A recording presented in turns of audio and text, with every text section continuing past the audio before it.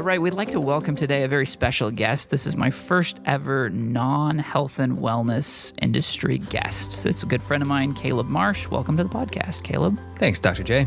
Tell us a little bit about yourself, and I'll tell a little bit about you, and then we'll dive right in. I run a media production and software development company, a couple companies, do a whole bunch of stuff, but really focused on building great teams, great communities for people to work in, let people do what they're really good at and create environments for that. That's kind of how we got started as a business. And that little background is part of why I invited him on here. Caleb's a very driven person. He runs a really great team, and he's creating something cool from scratch. So while today we're going to talk about health topics, we're going to talk a little bit more about stewardship, and we're going to talk about being driven and what motivates us and how we kind of take charge of our health and our life. And it goes along with a phrase that I love, which is how you do anything is how you do everything. And getting to see Caleb in a variety of scenes, he lives that. He lives his standards wherever he's at. So we're going to start at the beginning. Caleb grew up in a, what did you call him, extreme family? There are a lot of adjectives that have been used on my family. Health-minded, the calmest of them. Extreme, over the top, crunchy granola. Crunchy before it was cool, right? Way before it was cool. His mom, met his mom many times. Great health advocate in the community, advocating for some cool stuff here in the Phoenix area, but very much a health-minded family. So let's dive into a little bit about what that was like. And then one of the questions I have for Caleb is like, growing up in a health-minded family, how do you not rebel? And if you did rebel, which I think he did, what brought you back to living a healthy lifestyle? So, yeah, and I think the mindset that we had growing up was very much a simple mindset, right? Like, eat healthy food. Healthy food is what comes from the ground, or close to that, right? The closest you can get to the way things ought to be and are, the best. And that's really all it was. Like, and that translated to the rest of the lifestyle. Spend time outside. That's where nature, just sort of be in nature, eat nature, breathe nature. We grew up in northern Arizona, which was really nice, like a block from the national forest. Spent a bunch of time out there, and that was sort of gave us a really good foundation for health. We moved to Phoenix when I was 10, I think, and I'd already had pretty good habits there. My mom made us eat a lot of green things growing up, cooked green things, raw green things, and we definitely went through all of the weird phases, like paleo before paleo was cool, and Atkins before Atkins was cool. It's just all of the bad diets and the fads and the fad trends. Bad diets kind of thing. We did, I remember, a month of raw vegan before the entire family rebelled against my mom, including my dad. We've been through all of the sort of health fads. Always keep coming back to eat natural foods, a lot of fresh things, good meats, try to avoid the white processed powders, cocaine included. That is a good one to avoid most of the time. Yeah, so. But white flour is practically no Johnny difference. Depp's listening, we should avoid the cocaine, right? No cocaine, no sugar, basically the same thing. No flour, basically the same thing for your body. What is that? There's two phrases that are kind of funny phrases. One came from a chiropractor years ago. He would tell his patients, eat stuff as close to the ways God made it as possible. And then the other one was, the whiter the bread, the sooner you're dead. The more processed, the more natural we could go, the better. And I have a question on that. What motivated it sounds like your mom was the instigator more than your dad. Oh, maybe. for sure. What was your mom's motivation? What kind of drove her to seek healthier and healthier ways of raising a family? Yeah, my mom actually grew up really unhealthy, in and out of the hospital. And then I think in her 20s discovered natural living and like a healthy lifestyle, and completely changed her life. Lost a bunch of weight. And raised us with that mindset too. But there was a really big transformation. If you look at pictures of her from 15 and 30, one's way healthier. Well, and that's kind of the stories that inspire this podcast, is people that realize they can have control, because especially when you're in and out of hospitals, a lot of times people get to the point where they feel like they don't have control. And I love that, one, your mom recognized that, and then two, she's passing it on to future generations. It's really cool. Yeah, and now there's grandkids growing up eating dirt off the ground and building great immune systems. Awesome. Great. So then you grew up this way, and you mentioned before we got on the podcast that you spent a little while rebelling. Like, what led to that, and what brought you out of that? I can tell you what led to that. It was growing up splitting jelly beans. Because like a little pack of jelly beans? No, like splitting individual jelly beans. Dear. Because we didn't have sugar in the house growing up, and there's still pretty much no sugar at my parents' house. And they're still rebelling against that. Like, Did you ever sneak out to go like trick or treating or anything like that? If we had done that, the consequences would have been way more than not have been worth it. There you go. Although there were times that we did that. So yeah, when I moved out, I was 19, and there was a good year that I was just like, wait, I can buy anything? Like, I can just go get fast food and then ice cream.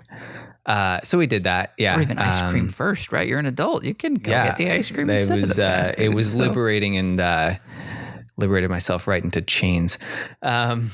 So yeah, I was. I love that. Liberating myself right into chains. Sorry, I have to highlight that. But sometimes we take our freedom away, a direction that leads us to less freedom, because then you don't feel good. Yeah. Which happened. I mean, I was going to school. I was doing between 23 and 27 credits a semester, eating garbage.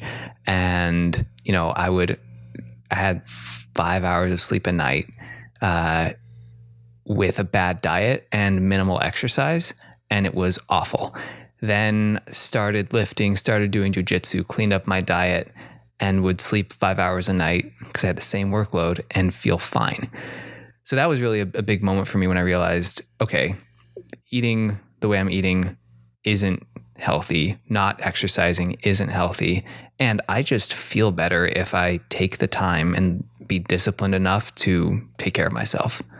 And hydration was a huge part of that too. Which is a big thing that people miss, is hydration, honestly. As a chiropractor, I had a 50-year-old lady once ask me, I said, hey, how much water do you drink a day? And she looks at me and said, should I be drinking water every day? Yes. And it kind of blew my mind. Like, people don't know you should be drinking water. And we equate fluids with water. A little like health nodule here is fluids and water are not the same thing.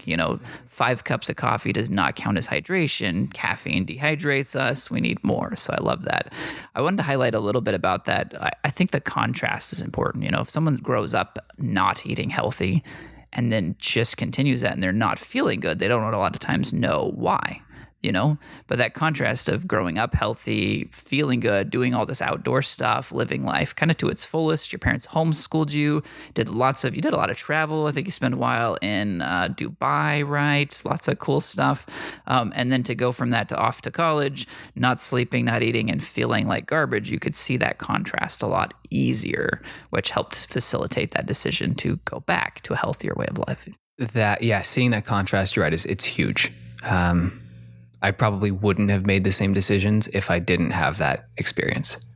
Well, and most people, it takes them longer to realize that. I think I was even into my late 20s when I realized, the food I'm eating makes a difference. I knew it in theory, but to actually feel it was a pretty profound difference. So, and one note, just going back on the hydration, a big thing that we learned growing up was eat your water.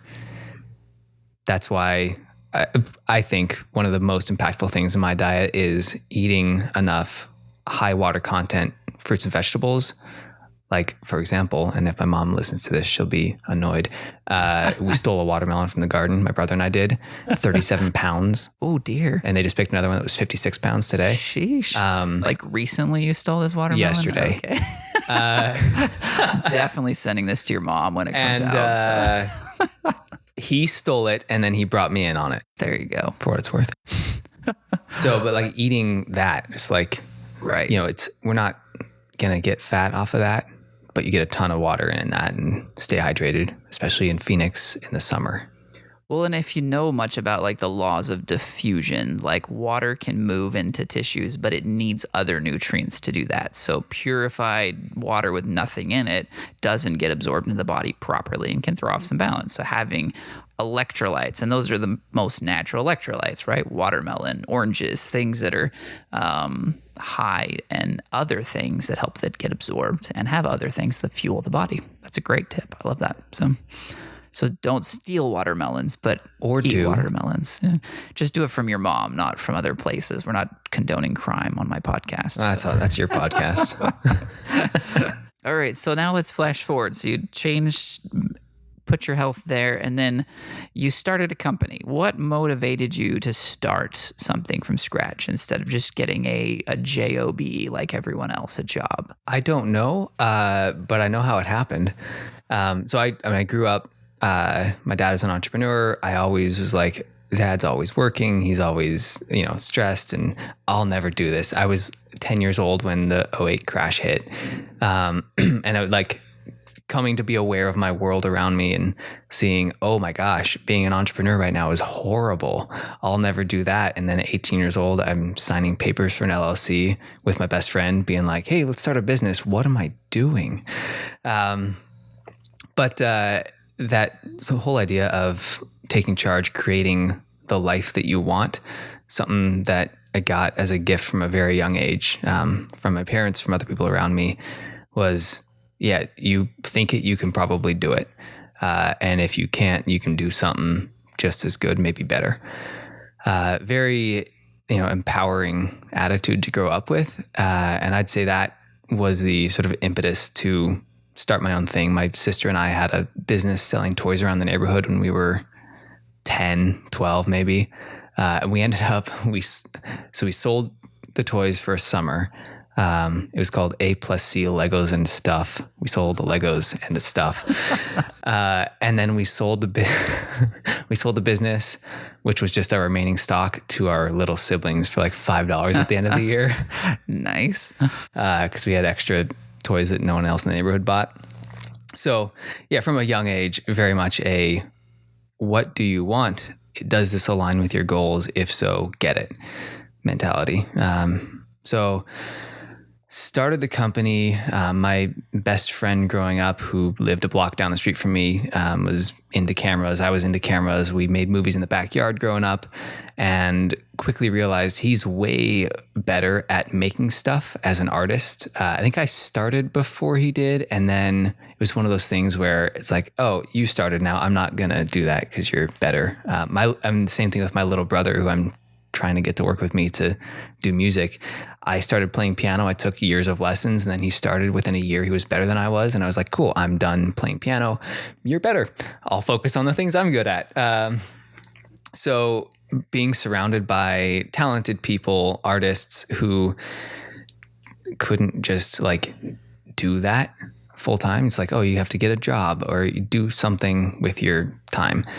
A real career kind of thing. Yeah. So instead, I was like, well, let's create a space where that can happen. I wanted to give artists a place to do their art in a way that helped businesses. My dad's a small business owner. My whole family really is into entrepreneurship in some way or another.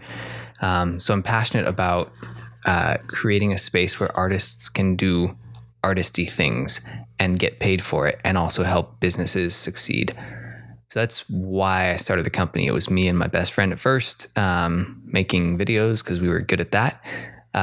Learned a whole bunch of things along the way to help create that environment, and then brought in a full-time photographer and more videographers and software developers and graphic designers and just all these awesome, super talented artists who know how to work hard, who deserve to do what they're great at. I want to highlight something that kind of shows up for me when you're talking about this is your motivation was in the way external of helping other people achieve their full potential. One of my favorite quotes says, if you want to get what you want, you just have to help enough people get what they want, and it comes back to you. And I love that your motivation went that direction. Can you talk a little bit about that? Like this may not be something that started, that you officially started, that started, but how has that played in your life of you looking at how to help other people? Where did that come from? When did you start noticing that? That's a good question. From an early age, I don't know, I was a brat as a kid. Just ask my siblings.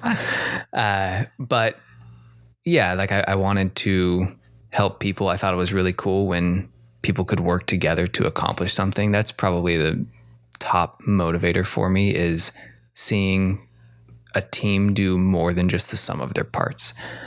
So that's, I can't take credit or give credit for that anywhere except God gave it to me. And I'm grateful for that. I love that.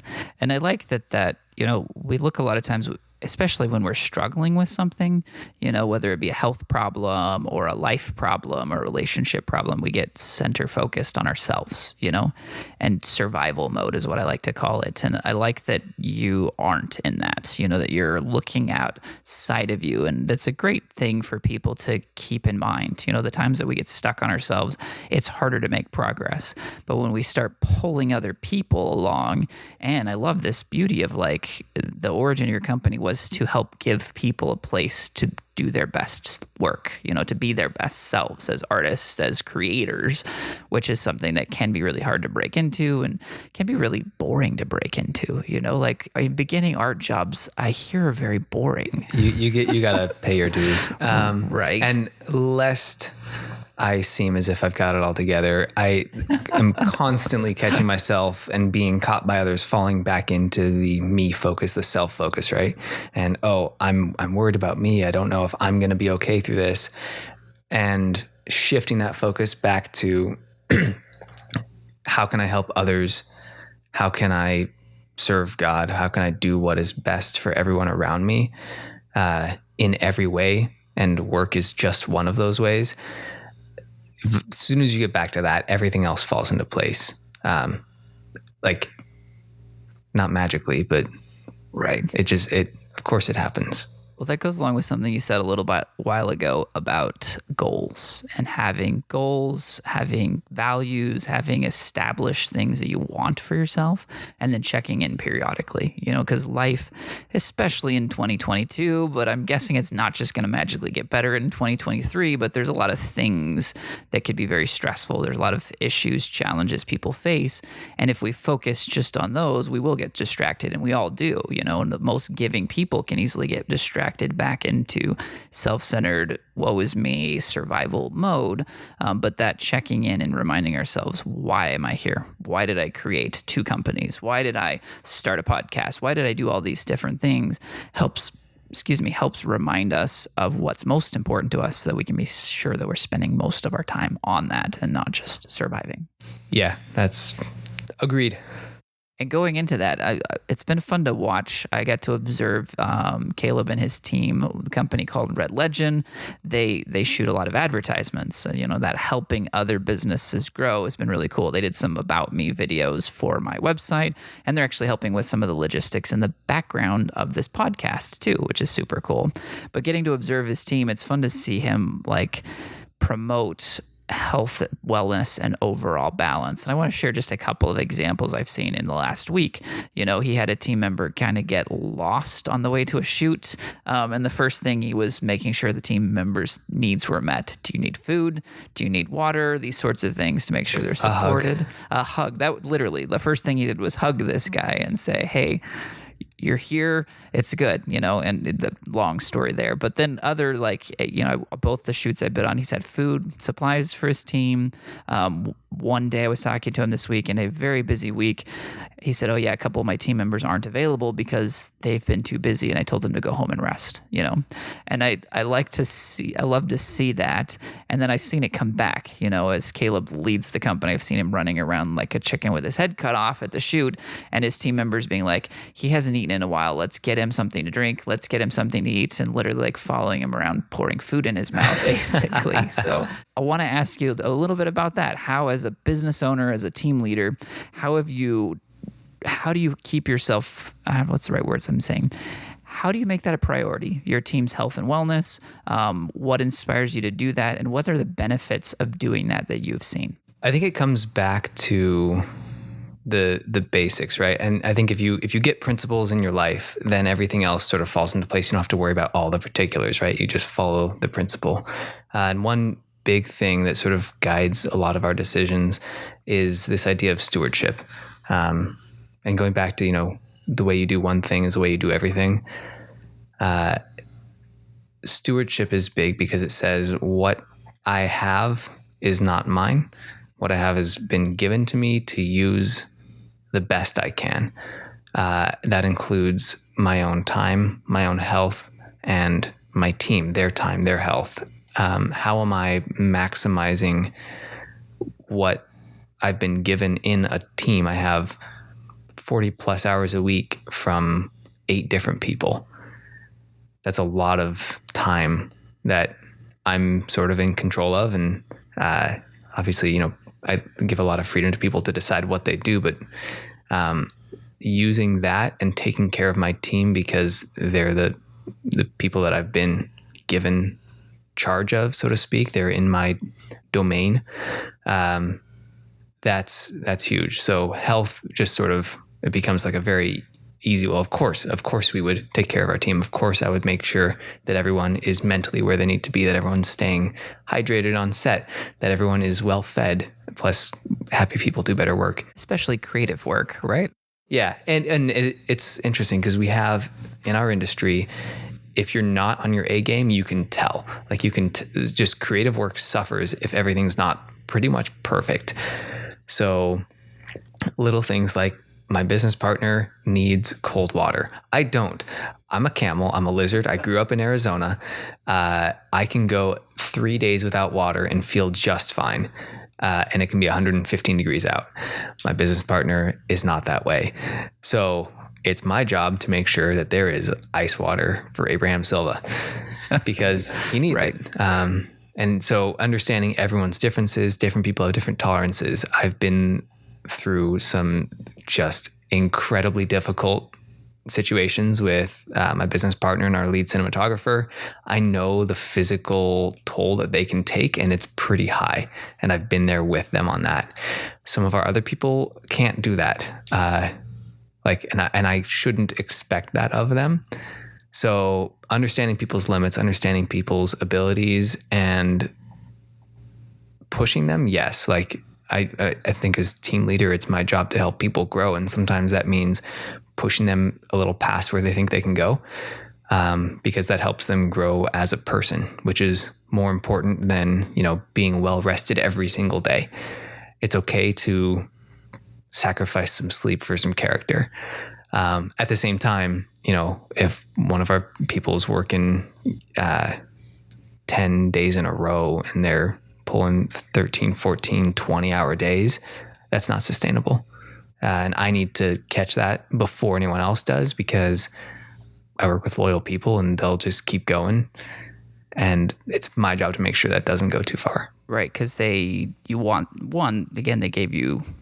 give you your time in exchange for you to build a company that will provide for them and create an environment for them. And you want to be able to give that back. I love this give and take. This relationship you have with your employees isn't they work for me, they will do what I say. It's they're giving to me and I'm giving to them, and we're working together to create a cool company, but also create amazing stuff in the process. Yeah, I mean, and they do work for me and I work for them, but we're all working together for our clients and for each other. It's a very, I don't know, that whole ego thing doesn't really work here. Which is a great thing. Ego stands in the way of progress a lot of times. Ego inside, when we're like, oh, that'll never work for me, I'm not going to try a new health thing. It's like your mom didn't have that. She tried every health thing under the sun. It's that ability to try new things, to learn new things comes into play. And creating that team, it does the same. The more they feel like they can approach you and that you have their best interest at heart, people are going to work harder for you because they know you care. Yeah. I mean, you've seen, we're focused on building good culture, right? Prioritize that over profit. There's a guy I know who's got a brilliant branding guy, and he's always looking for companies that are pursuing purpose in excess of profit.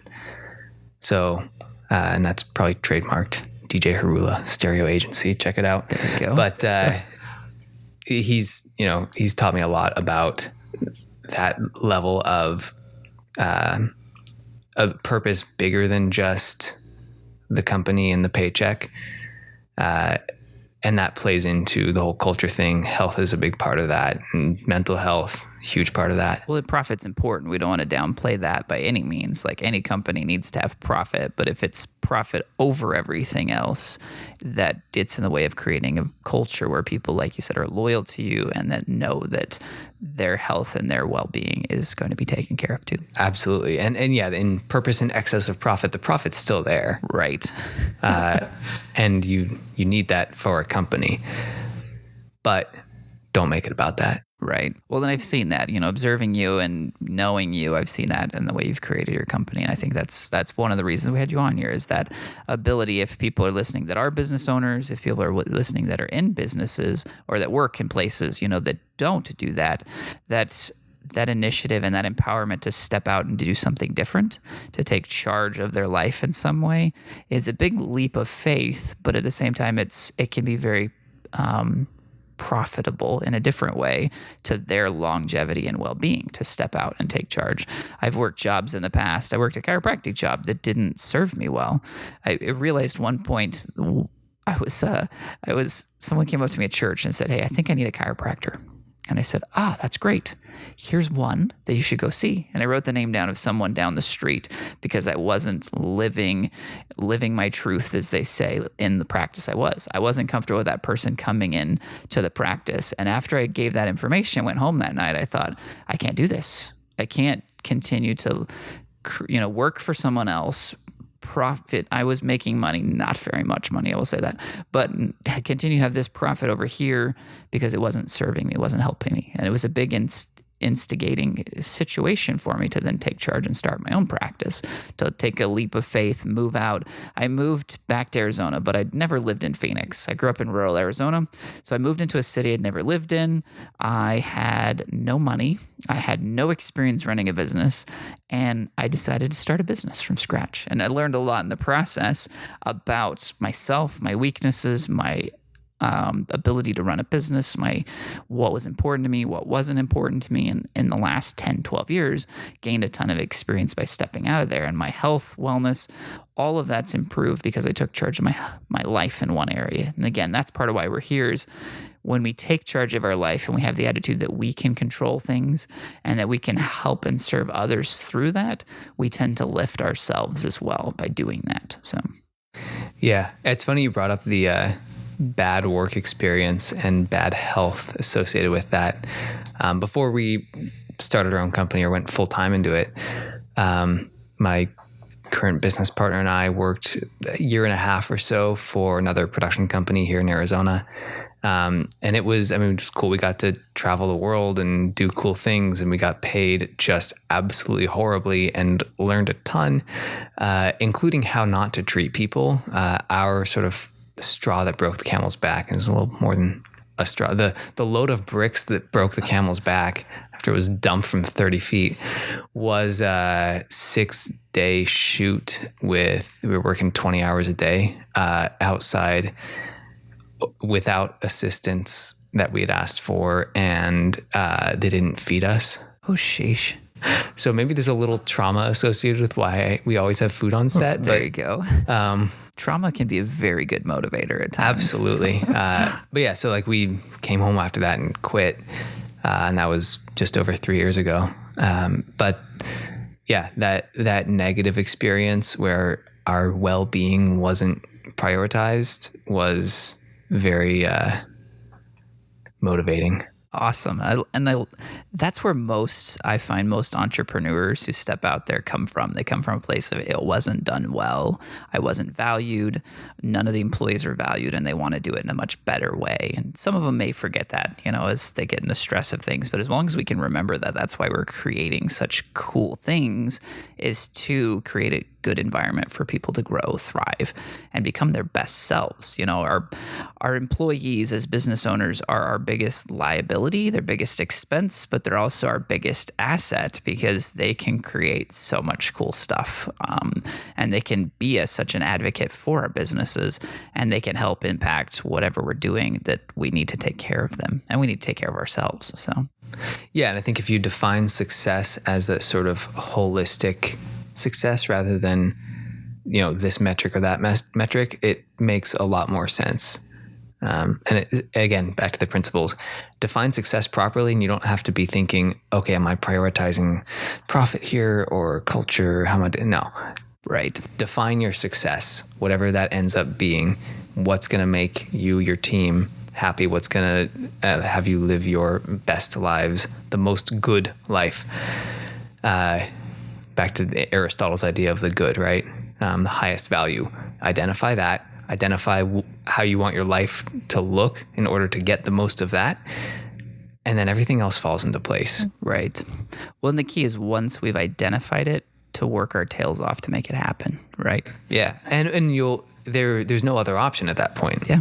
Like there's not even a second thought. It's like, of course, this is the most valuable thing. Well, of course, I'm going to devote every second of my life towards that. I think one of the challenges with that, and it happens a lot with health, and it happens a lot with running a business, is that people define that, or they have this vision of how it will look, but they grossly underestimate how much work it's going to take to get there. And so they try a little bit and it doesn't work. And then they start trying all kinds of other different things instead of just keeping that focus, and on what they had already defined, and being patient with the process, being willing to put in more work than people did. Knowing you, the way you've built your business, you didn't just show up 9 to 5 every day and hope it would happen. You put a lot of extra time, energy. I think I was on set of one of your shoots this week. What time did we get home? Like 11:30? Yeah, and the next day was till 1:30 a.m. Yeah, so like the being willing to do that work for a season to build what's there, and then you'll reap benefits of success later on. Which again, in health and wellness realm, I've had people tell me, "Oh, I tried this diet once for a month and it didn't help," or elimination diet. I tried it for 2 weeks. Someone said I took it out of my diet for 2 weeks. I said, you do realize that some of the things we're eliminating take months to get out of your system. So trying something for 2 weeks is not how it's successful. So. Yeah, that patience and delayed gratification, definitely a good health principle as well. So we grew up gluten-free, dairy-free, egg-free, soy-free, nut-free, taste-free, joy-free.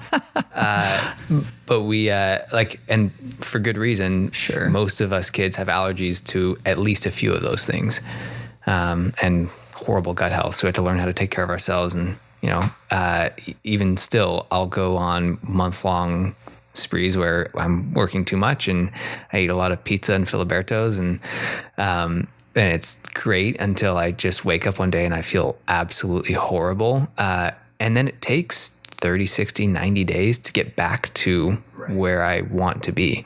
I try to go running during those. I don't even like running, but my dad made me train for this race we're doing in September. But you try running and it's like after half a mile, you're just exhausted and feeling horrible. It's like, okay, I'm going to have another month and a half of feeling like this 3 times a week because of my choices. And there's nothing I can do to make that month and a half any shorter. There's no magic pill you can take, anything like that. One of my favorite concepts is when you realize that you're at fault, you also realize that you're the one who can control the future. And it was totally, you that put those foods back in your diet and went that direction. I mean, name one thing in your life that's truly outside of your control. Not much. No. And, granted, people do have circumstances that seem outside their control, but the attitude, the way we look at it, and the things we do on a daily basis, we want to abdicate. Is that the right word? Give away our control to other people. And it's probably not the right word. Anyways, English is fun. So, but we give away our control. We say things like, oh, I can't do that, or I can't afford, or I don't have the time to do this, or I don't this. It's like the more we say that and give our life circumstances the control, we're not giving it the control, we're just emotionally giving it away, the less we can see that we have control. If you don't have time to work out, there's other things you can do. If you don't have, certain things, there's definitely ways you can work around that if you're determined, Yeah, we have 24 hours in a day. We all have the same amount. It's just crazy. Yeah, I mean, I have an example of that. I did a run last year, the Imogene Pass run, or whatever it's called. It's in Colorado. Up in Colorado, you run from Ouray to Telluride over the Imogene Pass. It's 17 miles. It's hard. It's just really hard. It's not even just flat 17 no, miles. it's you run up for, I think, 7 miles and down for 10 or something like that. Okay. And you run from 7,000 feet to 14,000 feet and then back down to 9,000 feet. Sheesh. It's a miserable, awful experience, even when the weather's beautiful. And this is the one you're doing again this year, That's the right? one I'm doing in September.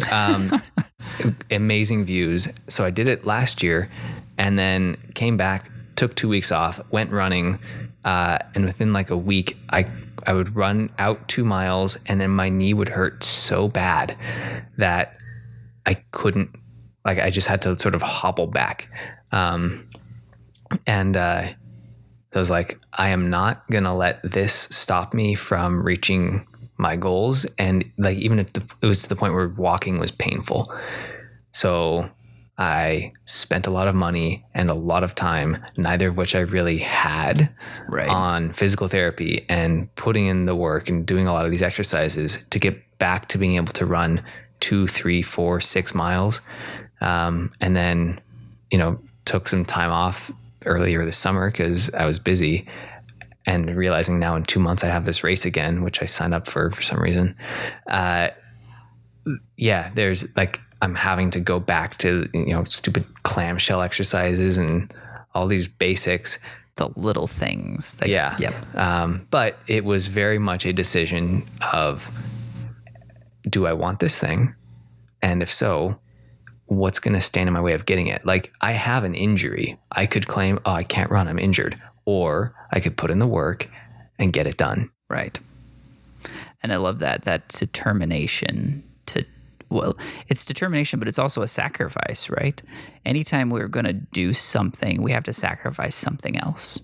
You want to do this, you're going to sacrifice some time. You're going to sacrifice some money to invest in your body so that you can be there with your dad doing this cool, amazing hike, I had several years ago, I had this couple come see me and they needed chiropractic care for some various reasons. Both of them had issues.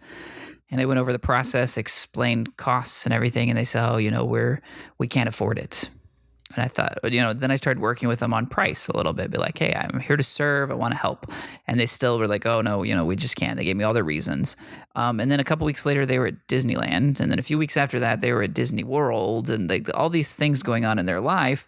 And I had this like realization, and I wasn't judging them, it's their life, their money, do with that if you want. But we say we can't afford things, but we buy things we can't afford every day.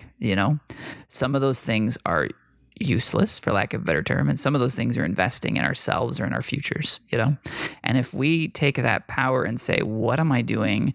What am I spending my time, money, and energy on that I could give up so that I could spend my time, money, and energy on this thing that I want more? And as we evaluate that, one of the activities I like to do is to write down what's most important to me. And then I keep track of what am I spending my time on? And then I compare the lists, and see if they actually line up. And that's pretty profound. I should do the same with my bank statement, right? What is important to me? What am I charging on my credit card here, But as we take that empowered view of life and health in general and put those effort in, we're going to see results. It may not be instantaneous. It may not be quick. Like you said, when you change your diet, it can take 6-8 weeks. And for people that maybe have lived with an issue for 20 years, it may take 6-8 months. It may take 6 years to get where they want to go. But if we're determined and committed to do that, we can achieve those results. And even if we don't get where we think we should be, we're going to learn a lot in the process, and we're going to make progress we wouldn't have made otherwise. Yeah. I think, setting goals and casting a vision of where you want things to go is critical. Like, it's important, but also realizing that needs to stay flexible.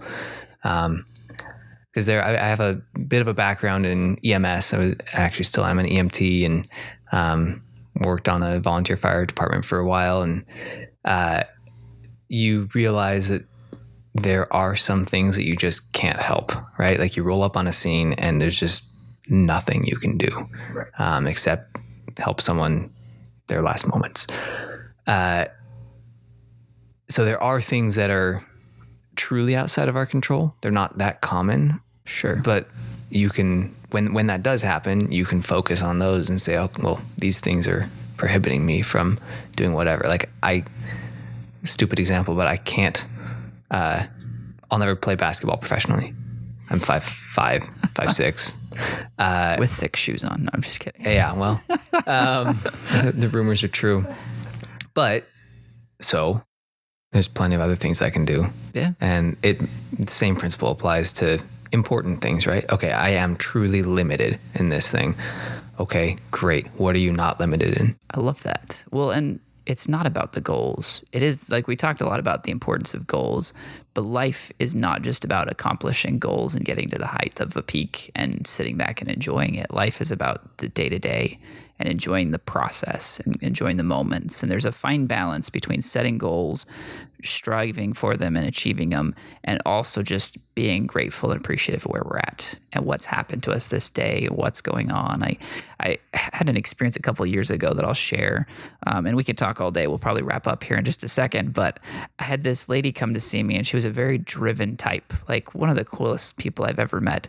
She'd never married, didn't have kids, was in her probably early 70s at this point, had accomplished so much, was a businesswoman, traveled the world, saw so much things. She had 2 different homes, art collection, had accomplished a lot of success as the world saw it. And then she developed this like debilitating degenerative disease, very similar to Parkinson's, but it wasn't Parkinson's. And her ability to do things dropped dramatically. And she was in my office one day and we were talking about it, and she was spending so much money, hundreds of thousands of dollars, trying everything she could to fix this, everything within her control. And I was, we discussed them. I supported lots of them. But then she got to a point where she's like, there's not much left I can try. And after that, I think I'm going to go to Oregon and consider euthanasia and just being done because I have no value left in this world.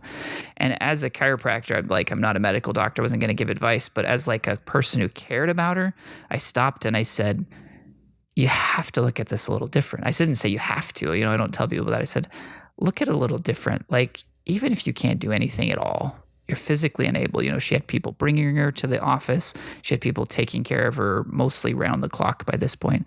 I said, you're adding value to the world just by being there. Just by being here in the office, knowing you has added value to my life. Being able to serve you as a chiropractor has added value to my life. These caregivers you've seen, you've added value to them. She had a niece and a nephew that she revered. I said, you're adding value to their lives. Like, there's so much more to you than what you do and what you accomplish in life. And I don't know if my words had an impact on her. She never did euthanasia. She lived for probably about another year or so after that and passed away peacefully one night. But her caregivers one of them called me in tears after she passed, that she'd had such an impact. And just 1, to let me know she'd passed, and 2, just to say, hey, she appreciated not just your adjustments, but being with you, knowing you in that way.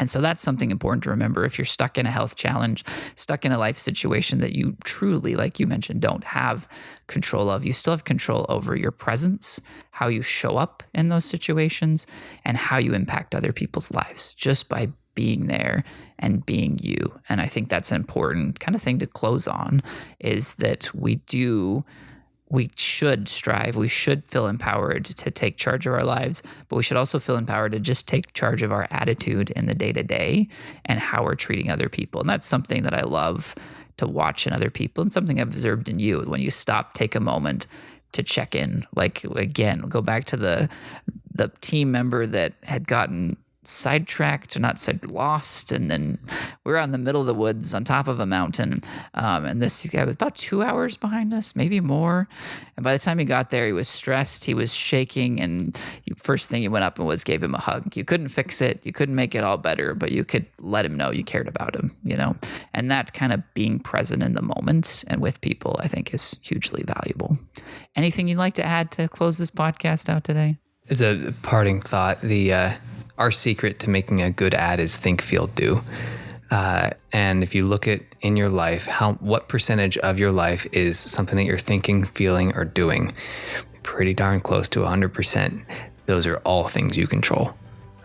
What is done to you, you can't control, but what you think, what you feel, what you do, that's yours. I love that. And it is. That's the things we can control. So I appreciate it. Caleb Marsh with Red Legend Media and Overstep.co. Is that what the... That is what it is. Thank you again for being on here and for all their support behind the scenes. They are great for helping with creative projects. So if you want to build an app, you want to, build your brand, write a commercial, things like that, Caleb knows people. So anyways, thanks again for being on here. Appreciate you. And we'll be back again next week with more stuff. So have a great week, everyone.